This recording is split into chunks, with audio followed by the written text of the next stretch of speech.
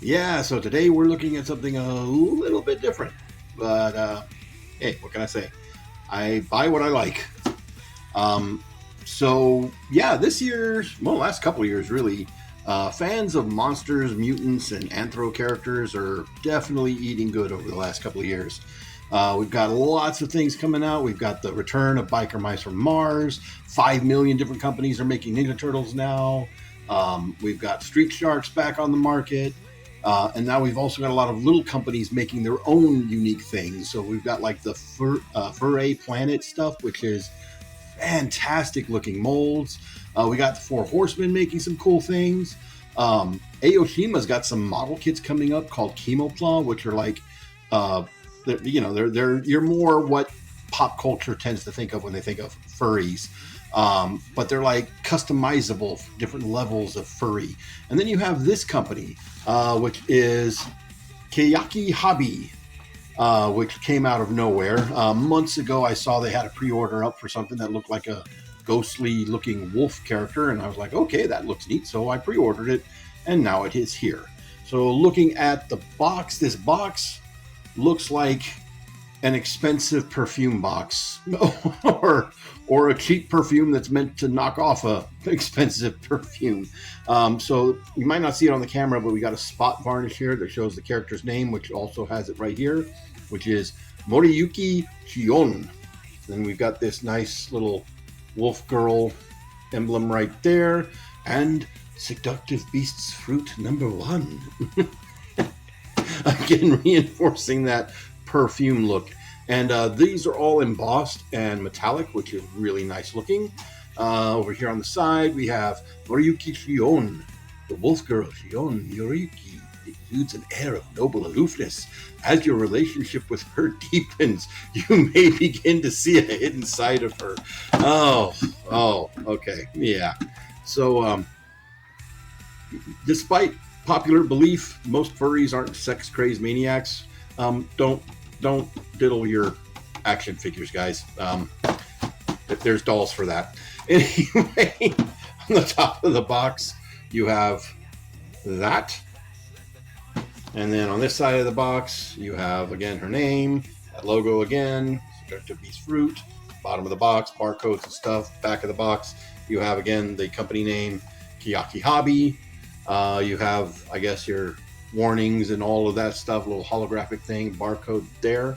As far as I can tell, this is the only thing out by this group, and I don't know if this is an existing character from anything or not. I have done zero research on that, and I intend to do just as much research on that in the future. This is a magnetic box, and on the inside you have this nice hollow foil image right there, sort of a manga art. And then in here you have, again, nice hollow foil gold, the character's name, company, and all that, and this nice little gold filigree around the oval on the inside, which showcases the figure within. All in all, it is a really nice package. Mine did come crushed on one side. I've been having that be an issue lately. But yeah, so let's take a look at her. Alright, so here is Shion and all of her accessories that come in the box. You also get an instruction booklet which shows all your parts, pieces, and whatnot. You show how everything works here.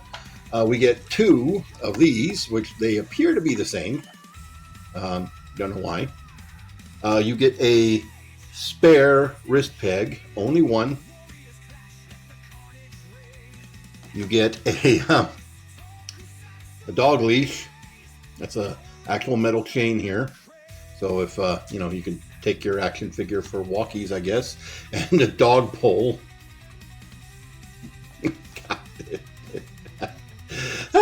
Okay, so she comes with open hands on the figure, but she does also get a couple of gripping / fists right here. We get a couple of sort of grasping or maybe walking on all fours hands. And then we get some clawing hands here, if they'll focus. There we go.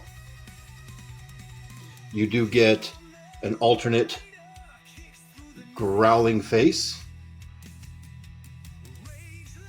and an alternate panting face, which is also very clearly, due to the blushing painted on it, meant to be an O face. I'm not a fan of those. I'm not a fan of when toys include that. Yes, this is sexualized, but it's also not vulgar with everything except that face. Didn't need to be that. You also get a second set of ears. That's what these are here. They are floppy ears as opposed to our upright ears. You get a Figma-looking style display stand and 2 armatures. And you will need this. This figure will not stand on its own. So, let's get a good look at her. So right out the gate, she does have just a regular pleasant face on there, very canine face, because again, she's supposed to be a wolf. She has plot assets, if you will. Thick, very, very, very thick. You can see he's got nice little gradients going on here for the fur on their legs. Nice sculpted details all the way around. Very, very nice sculpted details all the way around. All things considered, even if this isn't your bag. Now, I will say, this very much surprised me opening up out of the box. First off, I did make a comment how the box looked like a perfume. There was definitely a scent in the box. Anybody who's bought anything similar to Figma's know that toy smell. That's not a good toy smell. It's kind of that paint and chemical plastic smell. Camera doesn't want to focus, I guess, because she's so white. But this one was exceptionally bad. But the other thing that surprised me was how she felt. So she is hard plastic, right? And a little bit softer plastic in some places. But there was this weird softness to her, like very strained, very almost like coated in powder type softness. And it took me entirely too long to realize what was going on here. So everywhere where you see this little bit of color is flocked, but it's like a powder fine flocking. So it's like smooth and silky this way. If you start to rub the other way, you kind of feel it a little bit. And I guess her whole plastic is treated to be able to do that. And so all of this has that weird, powdery, silky feeling to it, which is very weird. It's not something I'm used to feeling in a hard plastic figure. Now, the flocking does not exist on her head, but it does exist on her ears. And it's a little bit thicker on the ears to where it's a lot more noticeable and a lot rougher feeling. And then the tail has a lot of flocking on it. So this furry figure is legitimately furry. Take that how you will. So the head is on a universal joint. So there's I don't know if I can pull a head off here and we'll take a look at it. So there is a peg that goes up into the head and then a peg that comes down into the neck.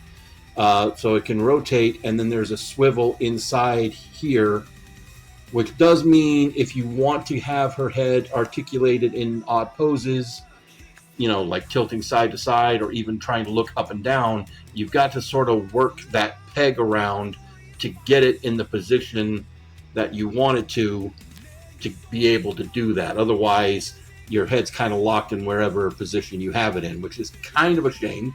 I'm not a fan of joints like that. I think it would have been better, even if the neck was thicker, if they'd done a double barbell.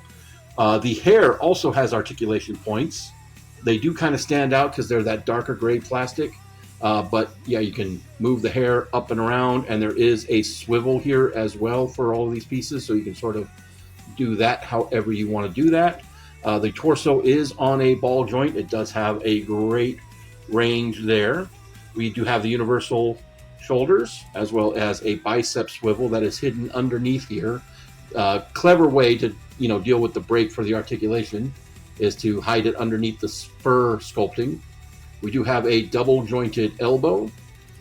We do have a wrist swivel, and again, my camera doesn't want to focus on this. Come on, focus. There we go. And you can see all of the hands actually have the sculpted pads on them, or beans is what I think they say in the Furry community. We do have ball-like joints here at the hips. It does have a little bit of a drop down, but not a whole lot. And unfortunately, again, you can kind of see you got a big gap right here. In order for them to get that super thick, impossible thick thighs on there, it does sort of break the mold. You can only go about that far out. You can go pretty much all the way forward. You can go most of the way back. You do have a thigh swivel, again, hidden underneath the sculpting right there. You have a double jointed knee, so you can get about that much bend on there. Again, you have those swivels at the ankles, same kind of post and peg setup that you have here at the wrists and the head. And then you do have toe articulation. Now, again, because they did the whole Digitrade legs and the very thin, points at the bottom, which also has those sculpted pads on there, she will not stand without the display stand. I have tried. The joints are not tight enough. Also, her hair fell off. And again, my camera does not want to focus on this due to the colors. And then lastly, of course, the tail has a universal joint as well, so it can swivel at the butt, at the tail, and then you have the little hinge in the middle. So again, if you want to have it going a specific direction, you'll have to work that joint to get it where you want it to be able to look, to do that. I'm not a fan of that joint style. It is something you see quite often on figures in this scale, but again, not for me. So the head, as you can see, is just a faceplate, so you can change it with the growling head, for example, not putting the panting head on there, and then just put that back into place. Again, it's not a super tight fit, and it's pretty easy to knock off. The ears just peg in, so you can, and they are keyed, so they will only fit on the right side, basically, the side they're intended to go on. So you can do the ears flopped back if you so choose, or like this, where you have one up and one down. The leash does fit on her neck. You just pop the head off and that will go on there. And again, you can just pop the hands out very carefully. The peg came with the hand in this case, and then just trade them out that way. But again, that very slick, smooth flocking makes it hard to sort of keep a grip on here. I also worry about the paint and the flocking lasting over time. Putting your grubby little man hands on it, like I am. Perverted joke not intended. So the way the stand works, again, you have two different armatures, and you have a shorter one, a longer one. And here in the tail, this piece right here can unpeg. And there's another piece right down here on the bottom, a much smaller piece, that can unpeg as well. A little tighter on this one, just like that. And that gives you two display port options for your figure. And it does just peg into the tail. And then you can just sort of figure out how you want her to be posed on your shelf. So overall, it's a neat figure. I think it's a very gorgeous looking figure, and it's a very unique thing to have a furry figure be actually furry. I think the painting and the sculpting is very nice. Obviously, it's over-sexualized, so, take that how you will. If that's not your bag, by all means, that's not your bag. So I picked this up at Gundamit.com, not a sponsor. Again, I am looking forward to some of the new Anthro figures that are coming out. I do plan probably to get the Chemopla model kits, because I'm all into model kits. We'll see if this company puts anything else out. Very interested to see what they can do. It's a very interesting first outing, but, again, this one's really not going to be for everybody. But anyway, that's going to be it for me, guys. Y'all have a good one.